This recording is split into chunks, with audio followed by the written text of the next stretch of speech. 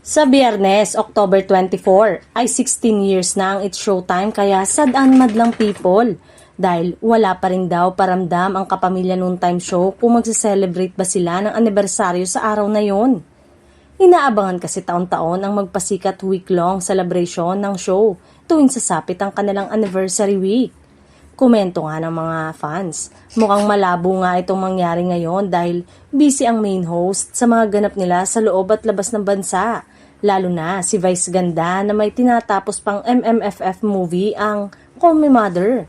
Okay naman daw sa mga fans na madelay ang magpasikat at kahit sa November pa nila gawin basta magparamdam na raw sana ang management. Nangyari na rin kasi ito noong 2023 na imbis October ay ginawa nilang November ang kanilang anniversary week.